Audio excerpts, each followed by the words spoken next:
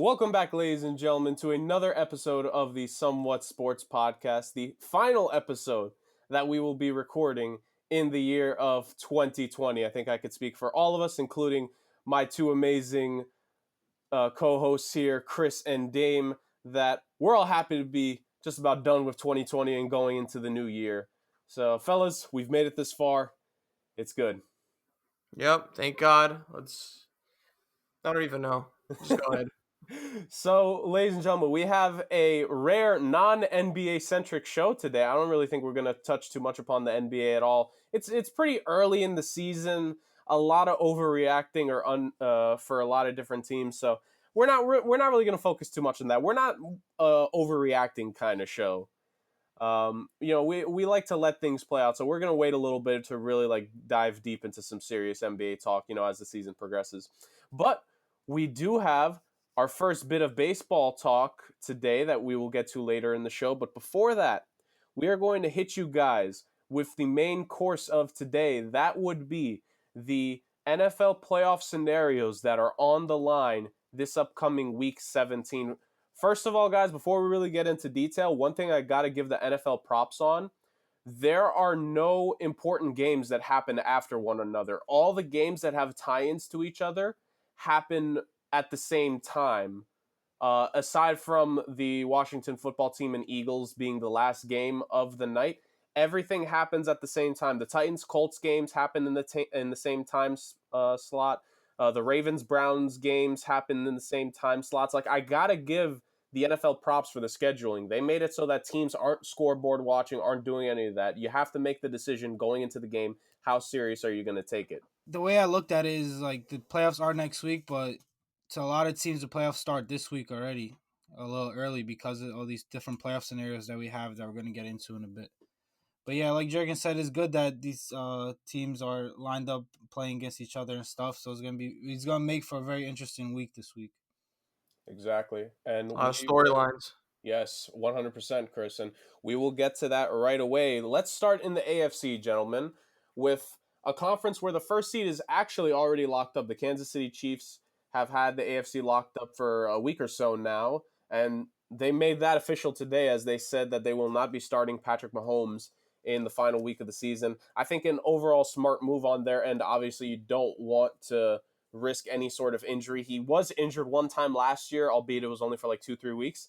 But, you definitely don't want to risk your franchise player that you paid all that money to that could be the MVP getting hurt before trying to repeat as Super Bowl champs. But that doesn't mean that top seeds are still not on the line. While the Pittsburgh Steelers and Buffalo Bills have already clinched their divisions, the second seed is up for grabs. And while the second seed may not mean a first-round bye this year, it could mean home field advantage against the third seed. And for Buffalo and Pittsburgh, that could add a little extra incentive. At least it will for Buffalo. As far as we know, the Bills will be keeping their starters in for their game against the Dolphins in the 1 p.m. slot. Meanwhile, the Pittsburgh Steelers are going a different route, guys. I believe if it was not officially announced, was officially announced earlier today that Ben Roethlisberger will not be starting in the final game. It will be Mason Rudolph. And it's kind of been hinted at that Tomlin is going to periodically, either before or during the game, begin to sit a lot of the starters. So I want to throw it to you guys.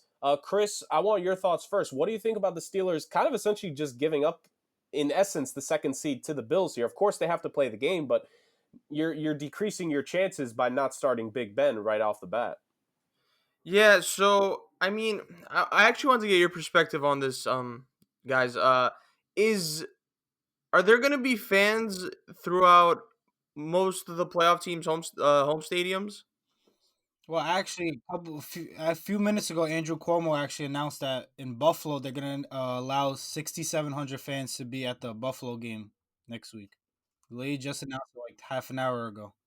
Nice. You should write a book They're, on that. But they're gonna have they're gonna need a negative test beforehand. They need to wear masks, obviously during the game, and need to agree to post contact tracing as well. But yeah, I mean, I don't know how that's gonna go. But is that true for Pittsburgh as well? The Steelers? Pittsburgh, I'm not really sure of. The only reason is I know about Buffalo is because it just came out a few minutes ago. Right. I'm looking at the standings right now. If the season ended right now, the Yes. Steelers would play the Ravens, right? So it's likely the Steelers, if they're gonna throw away the next game to the Browns, they lose, but they still stay in third place, Mm-hmm. right? And then I'm looking at the Ravens would play the Cincinnati Bengals, and I predict the Ravens would win that. Right. And I believe the Browns. Okay, that's subject. Yeah, so the Browns would win, I think, against Pittsburgh if they're gonna rest everyone. And then the Miami Dolphins would play the Buffalo Bills, in which I think the Bills would win that. So I think it's just a matter of, I don't know if this is some 7D chess by Tomlin for matchup wise, for like in terms of just who to face, preferably for them. I get it, but because there's so much shit that might occur, I don't know the strategy necessarily. But if the main objective is to play any team besides the Ravens, who of course could be dangerous because they're gonna have everyone back, Right. and Lamar Jackson, I think because it's playoff time, he's gonna have a little chip on his shoulder. I get it, but there's too much uncertainty around that portion of the standings. But again, final answer is that if it is to avoid the Ravens, I completely get it. Right, right. Well, Dame, I want to throw this to you to finish it off on the Steelers idea. I was just kind of thinking that Tomlin and the organization don't want to take the risk of any more injuries. Like injuries have really hit this team the last month and a half to coincide with the bad play, and we finally saw an amazing half out of this team, both offensively and defensively. So, do you kind of think, Dame, that this is more Tomlin just thinking like let me not have any more of my main guys go down before it really gets bad. Let me just preserve as many bodies as I can. Yeah, that's actually exactly what I think it is because the team did get hit with injuries on defense, especially, and you saw their defense really struggle after Devin Bush and Bud Dupree went down for the season. You really saw a big change in that defense, and you really don't want to risk anything, especially with your star quarterback going into the playoffs. Um, this year it is different. The second seed doesn't get that bye, so I think that comes into play as well. Yes, they're gonna have that extra home game if they do play the 3 seed, but at the end of the day, the second seed isn't as important as it has been in previous years. So I kind of get why they're sitting him. But end of the day, Mike Tomlin did say they're still gonna try to win this game because that's what Steeler football is. Also, by the way, I looked it up. Right now, they don't have a set amount of fans that they're going to allow at the stadium, but the team is hopeful to have 7,500 for the playoffs. That Right, hopeful By the though. way, right, yeah, just throwing that out there. But for my prediction will be that I think the Steelers are going to lose, and I think the Bills are going to lose as well. So I think it's going to stay the same with those two teams. okay, Ooh, okay, yeah, very, very Because I interesting. think that's because I think the Bills the second half of their game they're gonna sit their starters. I think they'll play their starters the first half, but I think they'll sit Okay, them the second half because they don't see it as important as well either. right, okay. Just, I actually I hadn't even thought about what the Bills' plan is going to do because it's been relatively quiet from their side. But that's a very interesting take. I definitely could see that. So past those two teams, like we said, they are the second and third seeds firmly. We're just gonna see who takes the higher seed at the end of the week. We have the Tennessee Titans as of now, the AFC South division leader, but it is not a comfortable spot after the throttling the Green Bay Packers gave to them in Lambeau. They are once again tied with Indianapolis. Now they do have the lead over Indy in the division based off of tiebreakers, but there is no guarantee for them. And we're going to go more into detail in a few moments, but there is 100% confirmation that a double-digit win team in the AFC will indeed miss out on the playoffs, no matter who wins and who loses this Sunday. So Indianapolis takes on the Jaguars. W. The Titans take on the Texans. So, do you guys think there is a possibility that Indy can steal this division in the final moments against the Titans? Because honestly, just from my perspective, I'm losing confidence in that team. I'm just losing confidence. Which team? The Titans. I'm losing a lot of confidence in them. Who owns the tiebreaker between them? Is it the Colts? Tennessee owns the tiebreaker, Yeah, but a Tennessee Tennessee wins their loss and an end. Indy win, that's big. Yeah, Okay, so I think I'm looking at the standings right now because 4-8 is tied. The remaining teams in this crowded AFC playoff picture are the Baltimore Ravens, As Chris was mentioning earlier, they have a game against the Bengals. The Cleveland Browns, they take on the Steelers in Cleveland. The Indianapolis Colts, as we mentioned, with the Titans, and the Miami Dolphins. All those teams have 10 wins. It's insane. The AFC outside the top 3 teams has been uber competitive this season, and one of these teams has to miss a playoff spot. Right now, if the scenario happens where all these teams win their games on Sunday, I believe Indianapolis is the one that misses out because they are currently the 8th seed. Now, the the scenarios for these teams to stay in the playoffs are just wild. A lot of wins, a lot of losses, a lot of different, even ties can come into effect for all these teams. So right off the bat, out of all these teams, which teams do you guys have the most confidence in are going to maintain their spot in the playoffs after once all the dust settles on Sunday? Now, before we go on, so if there's so out of the 5 teams, if one of the teams loses, that team's completely out. Yeah. And if all the other teams win, then that team that lost is out. Okay, all right. Just want to clarify. Okay, Dame, you go first. All right, so right now it's the Titans, Dolphins, Ravens, Browns are 10-5, and they're in the playoffs, and the Colts are 10-5, but they're out the playoffs. Besides the Colts, any of these teams that wins is in. So my prediction for this weekend is the Dolphins will beat the Bills, so they'll be in. The Ravens will beat the Bengals, they'll be in. The Browns will beat the Steelers, they'll be in. The Colts will beat the Jaguars, and then for them it'll come down to the Titans and Texans game. Now, on paper, it looks like it's an easy matchup for the Titans because the Texans are really struggling this season. However, I don't know if you guys saw J.J. Watt's post-game interview last week, Oh yeah. where he really ripped the team and the organization. To me, I personally think that's going to set a fire under this team. He really went after the team and their heart and spirit, and he really, I think, set a fire in that team. And then I think they're going to come out this week with a real sense of urgency and passion. And I think they're going to actually upset the Titans this week. So, with that being said, with the Texans being the Titans and the Colts clearly are going to beat the Jaguars, I have the Colts winning the AFC South and the Titans missing out on the playoffs. That's interesting because I mean, at first, I mean, now that you bring that up, Dame, I could see that, and I think the Texans aren't really playing for much. They don't have their first round pick either, so I think they would like to play spoiler.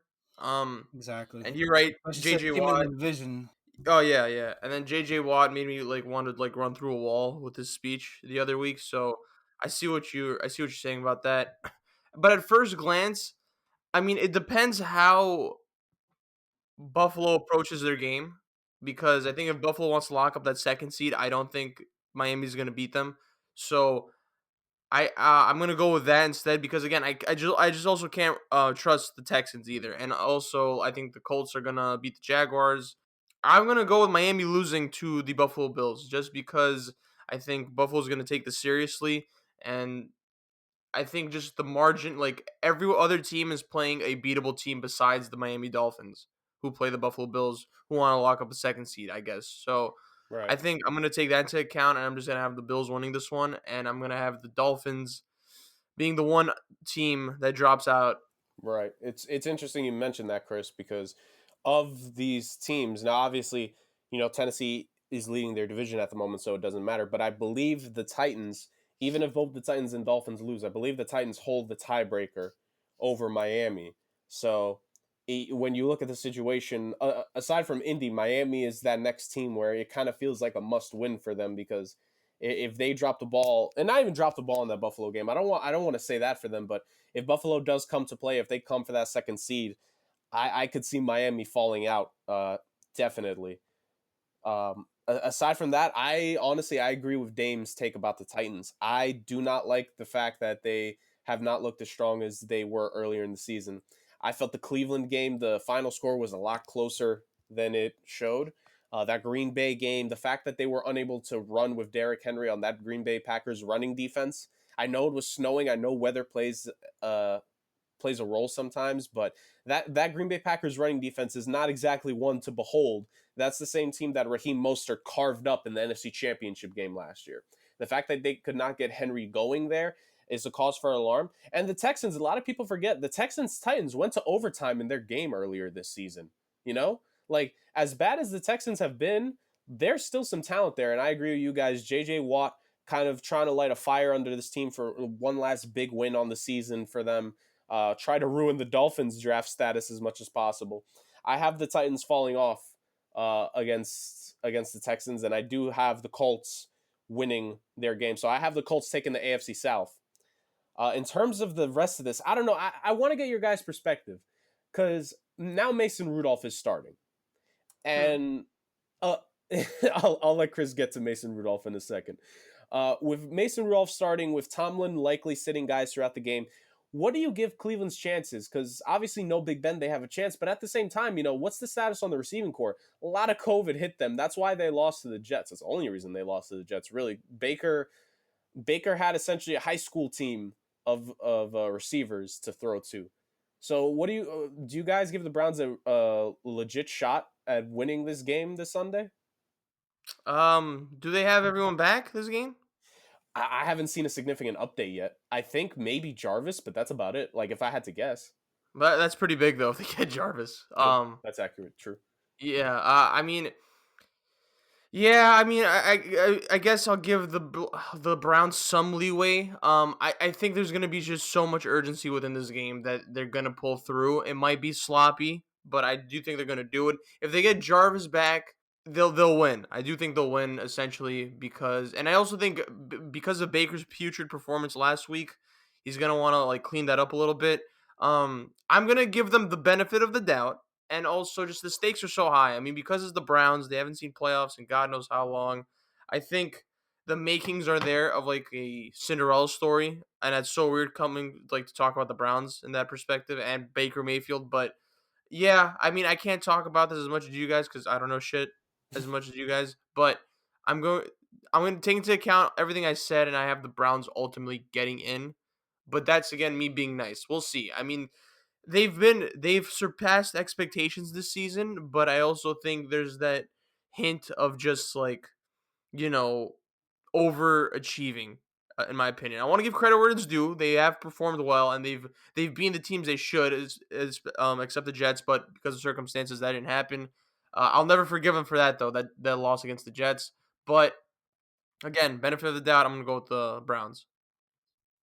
Yeah, I'm gonna go with the Browns as well. I don't think all the receivers got COVID. I think one of them got it, and then the rest just based off contact tracing had to miss the game. Right. So based on that, they just have to, I think, test negative throughout the week, and they'll be good to go. So as long as obviously none of them got it, I think they'll be good to go. And like Chris said, they're gonna be playing with a sense of urgency after a really absolutely abysmal game against the Jets. They're going to come out to really play, and of course, they haven't made the playoffs in God knows how long, so that's going to come into play as well. So I think they'll be fired up to go, especially with Mason Rudolph for the Steelers on the other side. We remember their incident with him and Myles Garrett. It's going to be interesting to see how that goes as well. But yeah, Mason Rudolph isn't really good. Browns are playing with a sense of urgency. I have the Browns winning this game easily. Right. I definitely agree. Honestly, as I continue to look at things, the way I kind of have things shaping up, because you guys have kind of alluded to what you believe will happen. I think the Ravens, Browns, and Colts all win. I think the Titans lose, and I'm gonna go with a little bit of a curveball here. I think the Dolphins and Bills tie, because I think what Dame said could happen, where the Bills will just play their starters in the first half and then sit a lot of the guys in the second. I think that'll give Miami enough to come back into the game to at least tie it, depending on what the score is. And I just see the Dolphins at the end of the day being able to survive, because I've been a big fan of what Brian Flores has done down in Miami this entire season and what he's done in the last 2 years, really. So I think he's going to, shockingly, no one would have predicted before the season, or at least most wouldn't have, but I think he's able to just get Miami in the playoffs barely. And I guess kind of with the way I have that going, I guess I'd have the Dolphins fall down to my number 7 seed, which is ironic considering that would mean a rematch with the Bills. So, how interesting that game would be, a rematch with the team you just tied. So that's how I have that going down. That just about wraps up the AFC talk here, ladies and gentlemen. And now we're going to move on to the NFC, which, honestly, the NFC, while the bottom of the conference isn't as much of a war zone as the AFC is, there's there's still a lot left to play for on the NFC side of things. So, guys, we're actually going to go from the bottom up here. We're going to start at the bottom with the wild card teams. The Cardinals, Rams, and Chicago Bears are fighting for their playoff lives this weekend. The Rams face the Cardinals. Kyler Murray, I believe, is playing. Jared Goff, I believe, is out. So, Wow. yeah, so that's going to be very big. And the Chicago Bears take on the Green Bay Packers, who are still playing for the number 1 seed. So, initial reactions on those games. Who do you guys have winning in those scenarios? You go ahead, Dave. For which games? Rams, Cardinals, and Bears, Packers. So with the Rams Cardinals, I don't know if you guys heard that Jared Goff is gonna miss the game because he had thumb He surgery. just said that. Jurgen just said that. Sorry, Jurgen I just was said he's okay. gonna miss I was the looking game. at my phone. My bad. All right. So with that being said, I do have the Cardinals winning this game because I don't think the Rams offense, even with Jared Goff, didn't look that good. So without him, God knows what they're gonna look like. The Could be Cardinals better. haven't made Could be the play. better. Yeah, true. Cardinal, I highly doubt it. With Kyle Murray not making the playoffs, yeah, he's gonna. I think he's gonna have a really big game. So I have them beating the Rams, but with the Packers and Bears, I have the Packers winning the game because they're not going to be sitting their starters. Because with a win, they would clinch the bye, and they would have home field advantage throughout the playoffs, which is big, especially in Lambeau. So yeah, I have the Packers beating the Bears and the Cardinals beating the Rams, which would mean that the Rams and Cardinals would both be in the playoffs and the Bears would be out. Okay, I have a question. Say, for example, both the Cardinals and Bears lose. What's the scenario, Jurgen? Bears own the tiebreaker. So Nope. the Bears, Oh, yeah. Let's see okay. how it is now. Oh, okay. All right. Gotcha. Okay. So, man, I I, I think the Packers are gonna beat the Bears, and then the Packers clinch the first seed. Mm-hmm. Um, I want to see the Cardinals beat the Rams, but I'm not sure. Like I know Goff is out, but I like the Cardinals, man. But it's just there's that inconsistency factor that makes me not believe them fully. Ah, Jesus. Gut feeling. All right, I'm gonna go with the Cardinals. And then they get the 7th spot. Yeah.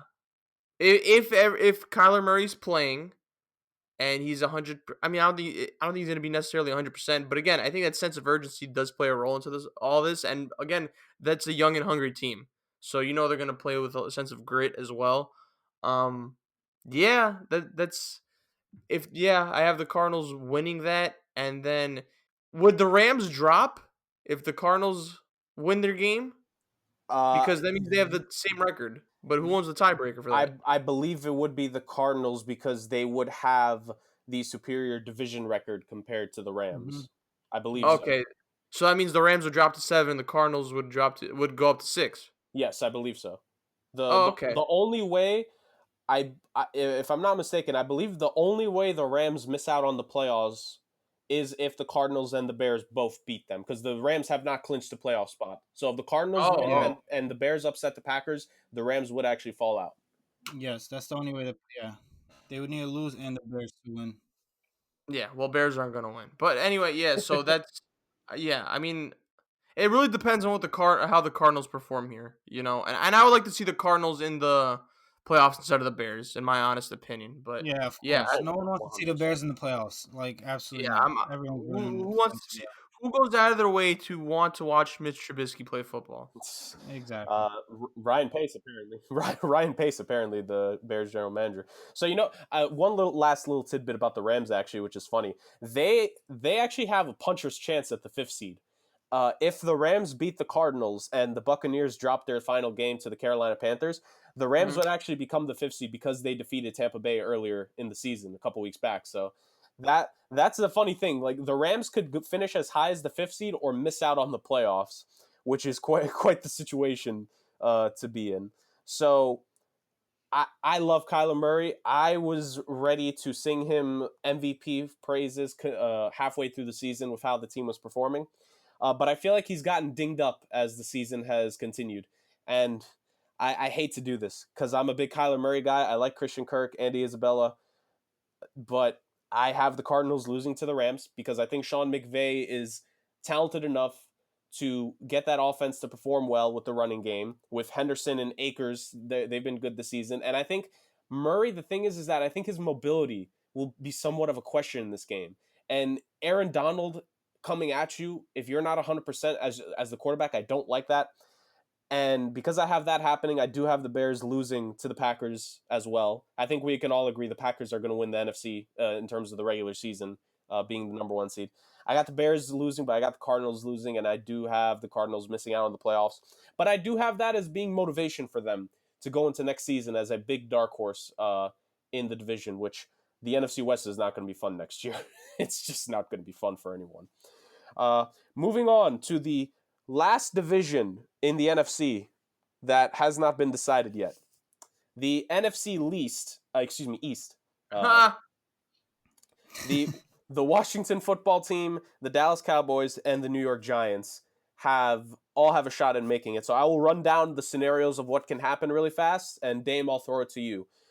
So if the Washington football team wins, they automatically clinch the NFC East, no matter what the result of the other game is. If they tie, they need Dallas to either lose or tie with the Giants. For the Giants to get the division, they need to beat the Dallas Cowboys, and they need Washington to lose against the Eagles, by the way. That's who their opponent is. And for the Cowboys, what the Cowboys need is to either win and for Washington to lose or tie, or if the Cowboys tie and Washington loses, they get the division. So quite the jumbled up mess to decide this division, isn't it, fellas? Yeah. Yeah. I think the Cowboys beat the Giants, and the Cowboys are on like a wave of momentum. I think it all depends on the Washington Philly game.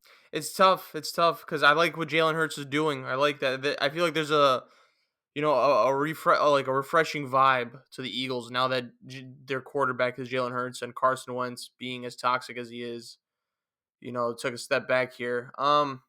I think Washington pulls this off. I don't know why. Again, I can't really. I don't have the knowledge as like you guys do, but I think Dallas beats the Giants, but they would need if Washington wins against the Eagles, then Yeah. Washington Washington stays holds their put, own right? destiny. They win, they're in Yes. for And Washington. if they lose, they're out. Yes, no matter what, they're Okay. out because the Yeah. Giants or Cowboys would win. If Okay. they obviously don't tie. So it depends on this matchup between the Washington matchup, right? Yes. Yes, the only way it opens up for the Giants or Cowboys is if Washington loses. Okay. So I'm just gonna gut feeling Washington. Okay. Yeah, Dame? so to me, it all comes down to Alex Smith's health. Last week he missed a game and they lost. This week they're a little more optimistic that he's gonna play, but there's still a lot of uncertainty about it. I believe that if he does play, they will win the game and they'll win the division. However, if he misses the game and they have to start this guy Taylor Haneke, I don't even know how to say his name. I think if they have to start him, they're gonna lose the game, and it's gonna come down to the Cowboys versus Giants, which I do have the Cowboys winning that game regardless. They have a lot more momentum going for them right now, and I just believe they're a better football team than the Giants are. But like I said, it's gonna come down to that Washington Eagles game, which is a Sunday night football game, which is gonna be kind of interesting. Uh, and I have the Washington football team winning as long as Alex Smith plays. If not, it opens up the door for the Cowboys. Right. I'm kind of in the same mindset as you guys. I think this will end up going for Washington's favor just because that defense has played really well this season.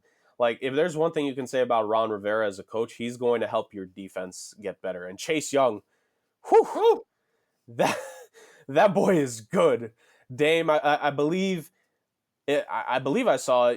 If it wasn't, unless I saw it wrong, in your NFL awards predictions that you either finished writing or are going to finish writing, I'm assuming you have Chase Young winning Defensive Rookie of the Year, correct? 100%. I didn't write about it, but it's 100% that he's gonna win it. I think Well, he's just so well, yeah, dominant. He's just as a rookie. It's crazy. yeah. There's something about those Ohio State defensive ends when they come Exactly. out. Yep. There's just something about him. So I have the same scenario as you guys. I have Dallas and Washington winning. Washington solely based off of the fact that Chase Young is just a wrecker now on that side of the ball. And the Eagles' offensive line throughout this entire season has been an issue. I know Jalen Hurts is mobile, but man, he's about to see some of the issues that Carson Wentz went through. And it's like, I understand why this guy kind of got angry, because it's not fun when you drop back to pass and then one of the best edge rushers in the game is going to be in your face mask within 2 seconds. So I got the football team winning. And also, again, like I mentioned, it was the second or third episode when we did this. I said I like the visual image of a team called the football team making it to the playoffs. So I really want to see that come to fruition. Uh, so there is that. By the way, for like those probably wondering, the Dwayne Haskins situation we will discuss next week, because next week when we do our first show of 2021, it will be Black Monday, which means we'll have heard of more of coaches getting fired. So I say we lump Dwayne Haskins and the coaches that'll end up getting fired all into one. So that's the That mindset kind of here. leads us into our next topic, huh? Look at Jurgen just making plans already. Look at Yeah, that. I mean, hey, I think it's pretty. I think it fits. I think it fits, and that's about it for the lower part of the NFC. As we mentioned, the first seed is still on the line. Both the Saints and the Seahawks can still get that first seed, but all of us have already said, we have the Packers winning. So, do you guys have any comments regarding what the Saints and the Seahawks are going to have this weekend, or? I Mm, think I, th- I think the Saints are gonna win. I do, and I think the Seahawks are gonna win as well. So, at the same, end of the day, same. yeah. Okay, all right, good. Just checking, because the scenarios for Seattle, it's actually pretty wild. If the Saints lose and the Packers lose and Seattle wins, that first seed is theirs. And after that rough stretch they had in the middle of the season, if they somehow came away with that first seed, it would be a morale boost to say the least. And we briefly mentioned them, the Tampa Bay Buccaneers. They're fine. I think no matter what, they're gonna have the fifth or the sixth seed. They already clinched the playoffs. Not too much to say about them. It's just a I just think question. they're going to be dangerous in the playoffs. I have this gut feeling. I'm just still scared of them. That's why I don't want Seattle to play them. Right, right. Fuck Uh, Seattle. What do you say? Fuck Seattle. I need their Yo, pick. watch your mouth. Watch your mouth. Shut up. Dame, let this be the last point about the NFC. Really, what do you think about the Buccaneers going into the playoffs? Do you think they'll be as dangerous as Chris is saying? It's really gonna depend on Tom Brady. We haven't seen him really play in the playoffs away from New England, especially in Foxborough. He's not gonna have a home game this year. Like, there's nothing he can do about it because they didn't clinch the division. So it's gonna be interesting to see. Of course, they're gonna be a dangerous team because of how that offense plays. But it's gonna be interesting to see who they match up with. Whether it's gonna be, I think they could play Washington. That would be Yeah. a dangerous matchup for them because of that defense. Or they could play Seattle, which is also a dangerous matchup for them. But either one of those games, I think, will be interesting to watch. Right, for sure. So that wraps up our NFL playoff scenario talk. A lot of games that matter this weekend. I think if there's one thing you can ask for when it comes to the last week of the NFL season, it's that you have games that matter, and we have a good amount of them. So I'm happy about that. Again, good job by the NFL in terms of how they scheduled everything. Games happening at the same time that mean a lot. But like I said earlier, in terms of coaches getting fired, so apparently there was some news allegedly broken. I'll believe it when I see it, honestly. But from WFAN, right here in New York, the report was that Adam Gase is set to be fired after the Jets season completes this Sunday. And oh, how it would end yet another tumultuous Jets head coach tenure. Man, they've had a lot of those this decade, fellas. What were your reactions when you guys heard the news? And I guess we'll just go on from there. Who do you think? Who would you guys like to see replace Gase in New York? All right, Dame, I'm gonna go first Yeah, because yeah. me and I have Dame more to are say. yeah, me and Dame are Jets fans, but because Dame knows more about football, I'm pretty sure he has more useful shit to say than I do. But I think, Jurgen, I'm gonna agree with you. I'll believe it when I see it. But if it does happen, which I do think it will, I think everyone saw this coming. I think he was just they kind of held on to him to kind of maintain the tank engine. But of course, that infamously broke that tank engine a few weeks ago. Yeah, look, I think I would get more hyped about this decision if the Jets ultimately had the first pick in the draft, but that's not happening. So, I mean, I'm glad we got the scum out, but it's just that feeling of just like, breath of fresh air isn't necessarily there because we don't have the first pick and we're not going to get Trevor Lawrence. So that's what I feel about it. But no, nevertheless, you got to look at the positives. You get rid of him. I am looking at possible coaching candidates here. I think what I want the Jets to do in the draft kind of coincides with who I want them to hire. I would like Eric Bieniemy from Kansas City. He's getting raved about, especially from Patrick Mahomes. I'm hearing very mixed reports though in terms of how his interviews have gone in the past, but I do want to take in Patrick Mahomes' opinion to account because why not? But again, this is my amateur perspective going into it. But I would like the Jets to go into like this juiced offensive mode next season, and I think I would like them to get a quarterback, preferably Zach Wilson. Well, that we'll save that for another episode. But I kind of want Eric Bieniemy because of the direction I personally would prefer the Jets to go, which would be like this young offensive fireball team that I just have been dreaming about for years. But yeah, that's what I have to say about it. Damon, you want to go ahead? Yeah, so good riddance with Adam Gase. He should have been gone a long time ago, but I understood why they kept him for the tank, so it made sense. So of course I've been researching this for a while. What kind of head coaching candidates the Jets are looking at, or rumors, or anything like that. So here are the list of what I got. So not in order. Panthers offensive coordinator Joe Brady. He's one of the hottest young names in the coaching industry. He was last in Joe Burrow's last season at LSU. He was the offensive coordinator there, and that historic year that offense had. Then I have Eric Bieniemy from however you say his name from the Chiefs, which is of course a really hot name in the coaching industry as well because he should have had a head coaching job a long time ago coaching on the Andy Reid for years and running that kind of offense. The Titans offensive coordinator Arthur Smith. He helped turn around Ryan Tannehill's entire career, and he runs a really great balanced offense with Derrick Henry in that passing game. A hot name that a lot of teams, not just the Jets, but a lot of teams talk about is Oklahoma. Oklahoma's head coach Lincoln Riley. He runs probably the most exciting offense in all of college football. But it's always a question whether he'll leave, which he always just denies. Then is Bills offensive coordinator Brian Doble. The reason his name has come up recently is because of the wonders he's done with Josh Allen.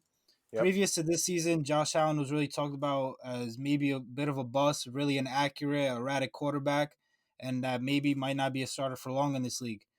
But look what their offensive coordinator did for them. He turned them into one of the best offenses in the league. Josh Allen has turned into an absolute superstar. He's completely turned around his quarterbacking career. So that's why he's been a candidate for this job. And lastly, I have Northwestern head coach Pat Fitzgerald. The reason he's brought up in a lot of Jets rumors is because of the culture he built at Northwestern. So he's really known for building a team and a culture. The only thing is, nobody really thinks he's gonna leave Northwestern because of what he built. He's not just gonna build something from the ground up and then just leave. But I Right. think that would be a great signing for the Jets as well because the Jets need to build from the ground up and build a culture for that team. Um, what else I have to say about these candidates is I think a lot of these candidates will have a choice in what kind of quarterback they want for the Jets next.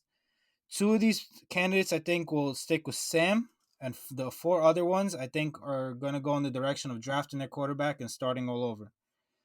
Just to give my quick opinion, is going to be the Titans offense coordinator Arthur Smith. I think would be in favor of keeping Sam Darnold, and I think the front office would be in favor of keeping Sam Darnold if they would hire him because of what he did with Ryan Tannehill. They would think that maybe he would have the same effect to Sam Darnold as he did to Ryan Tannehill. And second would be Bills offensive coordinator Brian Doble. Obvious reasons because Josh Allen and Sam Darnold same draft class. They would hope that Doble could have the same effect on Sam Darnold as he did with Josh Allen. All the other guys are kind of hot new names that I think would want to start all over and start with their own brand new quarterback. Wow. Yeah, that I definitely agree with that list of guys. That a lot of guys, that you mentioned their Dame. I had on the list of names that I was looking at a couple other names I'll add really quick before we kind of transition over to talk about the number 2 pick. I think Chuck Pagano and Jim Schwartz could potentially be guys that at least get interviews, only because of the fact that current Jets general manager Joe Douglas knows those guys. He's worked with those guys in different organizations before. I think the thing that a lot of people need to know is that at least for interviews, if the general manager knows someone from their previous tenure together on a team, there's a chance that that person will at least get an interview. So I could see guys like Pagano and Schwartz and Don Martindale from the Ravens, their defensive coordinator, who's done a masterful job the last few years. Maybe he could be a sneaky guy because you reunite him with C.J. Mosley. Maybe that's what C.J. Mosley needs to finally have a good career with the Jets. Um, you never know. I definitely a lot of the names that you said, I would agree with. And talking about what these guys could do, let's talk about that pick. The Jets have the second overall pick confirmed in this draft. They could go a couple ways with it, drafting a new quarterback to lead the team into the future, or going another direction. Really fast. What would you guys prefer happen, and what do you think will happen? Um, Chris, you go for that. it depends. Do you guys? I'm assuming they'd hire a coach before the draft, right? Yeah. Oh, 100%. Yes. 100%. Yeah. So I think it depends on who they hire. Preferably, I think I'd like a new quarterback, and it's all due respect to Sam. I do think there's a good quarterback in there somewhere. I just don't think it's with the Jets. I think if they're gonna start new, and I like Joe Douglas, and this you guys said it, the start from the ground up in terms of just rebuilding everything. It has to start with the quarterback. I feel obviously none of them are Trevor Lawrence, but you think about some of the teams that have became who they are, right? Not all of them have had the first pick. And again, not ever there's never like generational quarterbacks don't come by ever so often. So I get that part. But you got to understand it's all about how you the pieces you surround the quarterback, the coaching tree as well, your offensive style, your defensive style.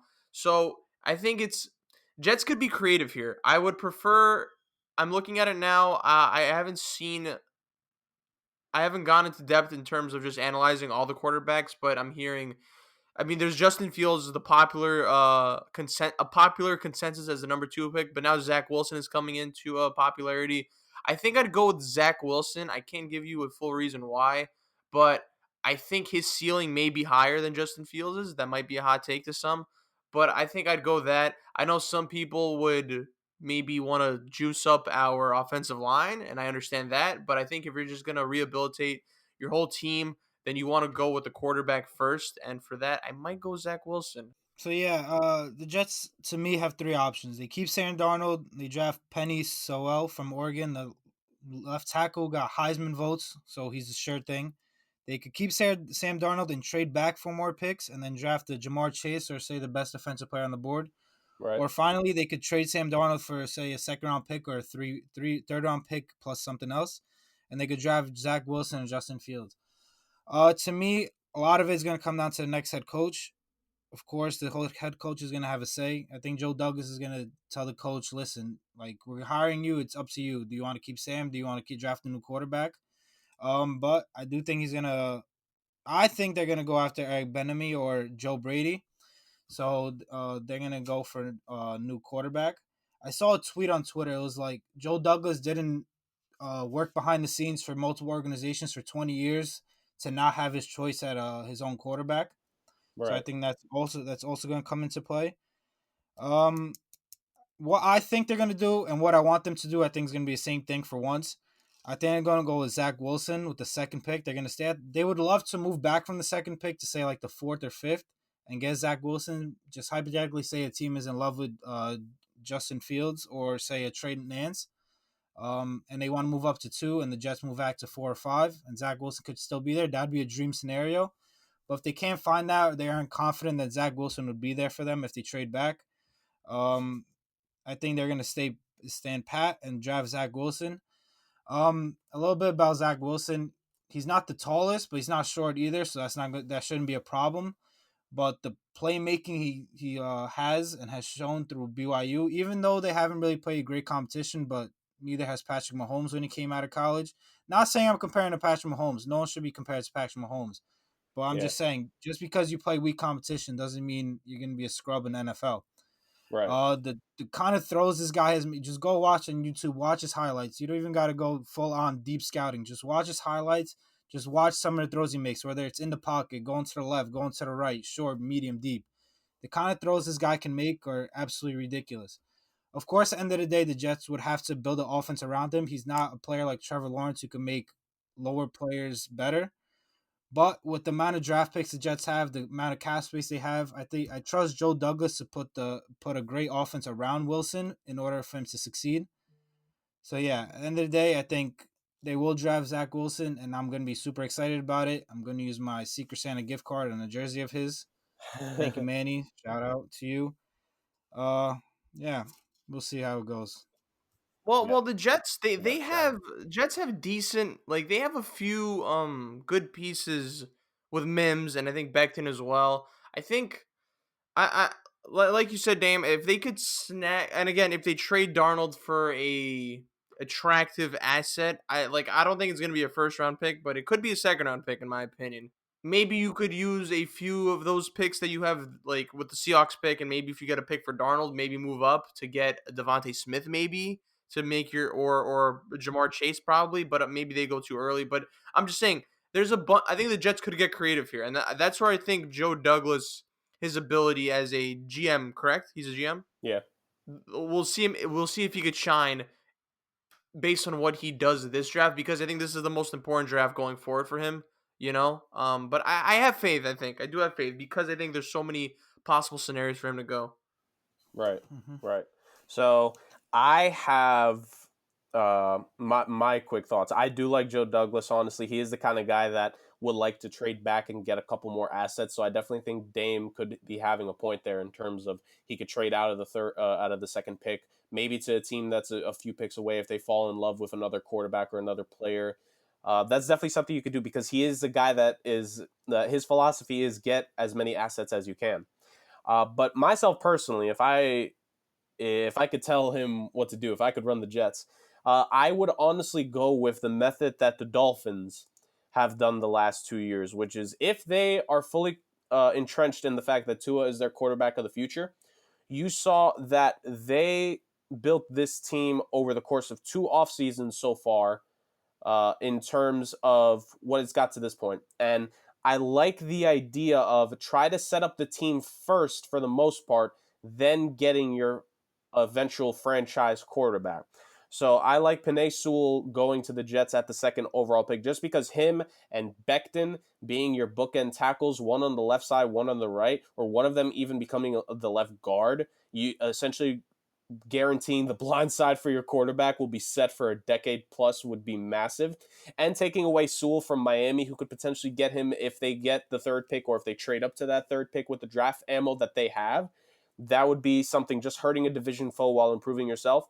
And I think at the end of the day, if you have both Becton and Sewell, you can test run Darnold for one final season. And if it doesn't work out, guess what you can do? You can look for your quarterback after, even in free agency, because if you have two tackles on rookie deals, you can spend some money on the quarterback then.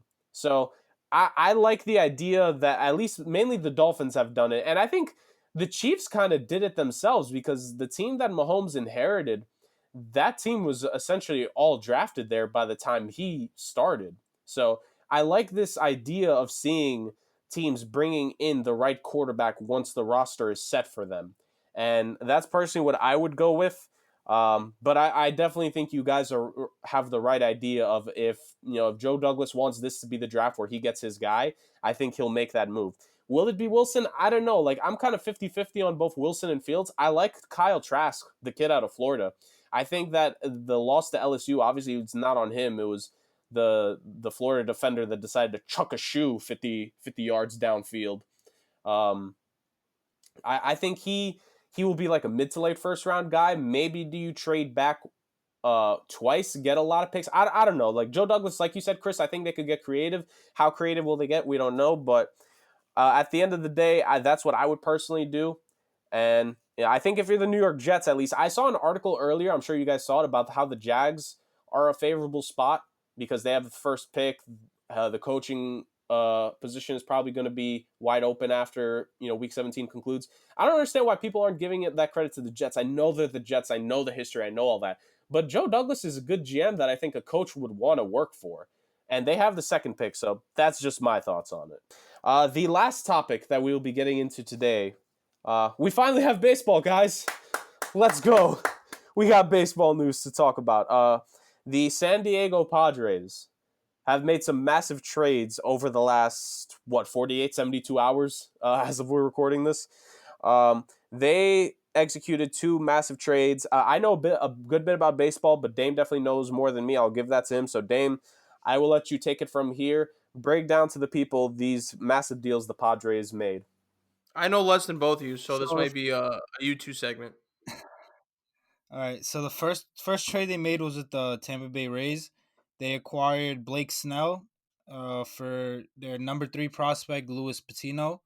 Right-hander Cole Wilcox, who was their number 7 prospect. Francisco Mejia, who's a catcher, who's once regarded as one of the best prospects in baseball, but he has fell off a bit. And their number 14 prospect Blake Hunt, who's also a catcher.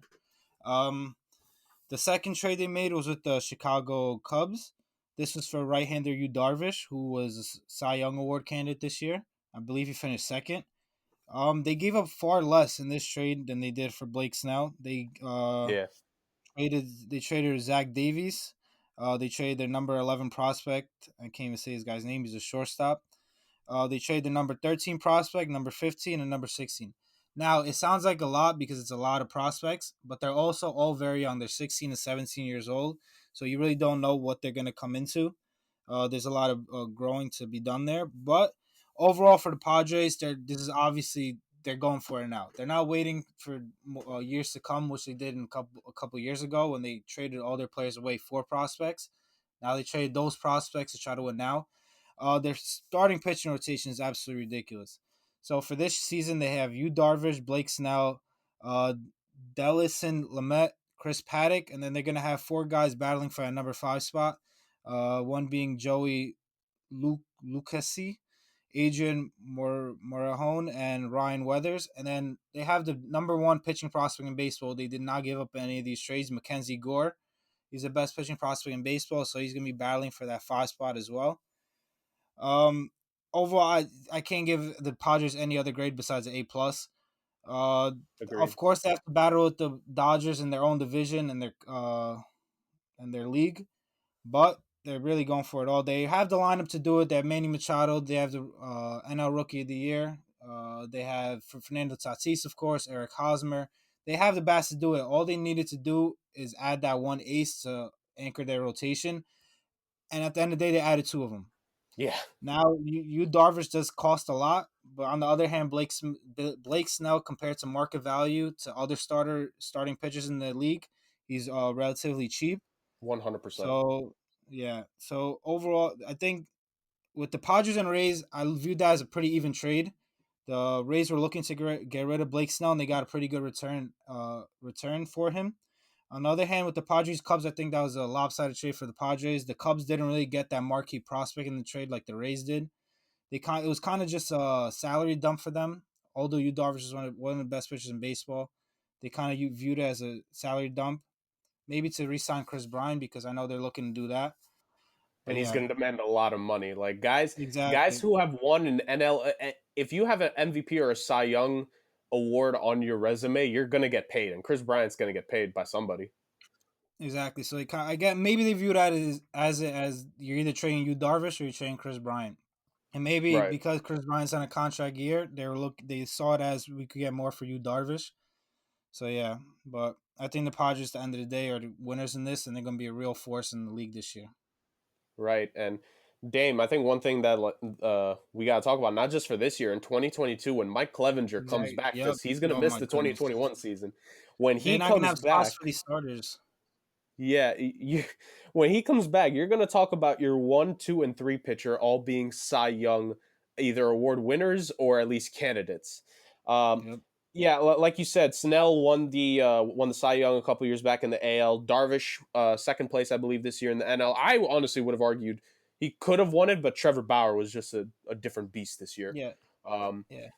and I think for Tampa, I think a lot of people were confused. I think Dame, uh, I this is my mindset. I think they traded Snell because I think they need space for the contract Glass now is going to command. Because I think they're going to have to break the bank a little bit for him. Tampa normally doesn't do that, but I think for how good he's been, he's going to be that guy, and they need to free up some money in some way. You're right. They're not really big spending teams, so maybe they've kind of viewed it as we gotta trade Snell because we think Glasnow is gonna be better. You're right. Yeah, and Patino, if they develop him well, he could be the guy that replaces Snell. So I Much agree. cheaper. Yeah. So and all those years of team control in baseball, it's so valuable. So I agree with you, Dame. I overall give this an A+. It gives them a fighting shot with anybody in the league. They were Right. shorthanded before the season. They were shorthanded before the season because of their lack of starting pitching, and now they upgraded them with two of the best pitchers in baseball. So now it gives them a shot with anybody in the league. There you go. There you go. Yeah, and now they'll have a surplus for future years. Which, when you have a Exactly. Which they surplus can in make terms some of like starting moves. pitchers, yeah, They can make more moves because of this. yeah. So the Padres, I think, set themselves up. It's funny, even though they're not in the same city, a lot of people like to say that the Padres are like the little brother to the Dodgers, just because of the fact they're in the same division. And for so long, while the Padres have been inept, essentially, the Dodgers have had a World Series contender for the last decade. So I think this is definitely. I wouldn't definitively say that it would beat them. Like you guys say, the baseballs are kind of weird. They're kind of random sometimes. I would still favor the Dodgers just because I'm kind of all in with that team in terms whenever I watch baseball. I like to see them play and win just because they're exciting. They have great players.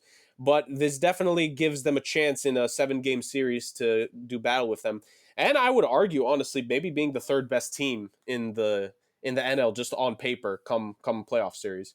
But obviously we'll wait and see, what moves other teams make. The MLB offseason is vastly approaching, and myself and Dame especially, because Dame is a savant at this. We will break down the major moves when it comes from Major League Baseball. But that about wraps up tonight's episode. The final episode of 2020 for the Somewhat Sports podcast concludes, ladies and gentlemen. We started this podcast about 2 months ago or so, Chris, and I would say we've done a solid job so far. Not to pat ourselves on the back too much, but I just want to say thank you. Of course, Chris and Dame are the two best people I could ask for to do this podcast with. They're the best. And at the end of the day, I think 2021 is going to be a good year for sports and a good year for us, fellas. So there's that. Good vibes. Agreed. Let's do this. Happy New Year to everybody and their families. Hopefully 2021 is a lot better than this year. Stay safe, guys. Peace. We'll see you all next time.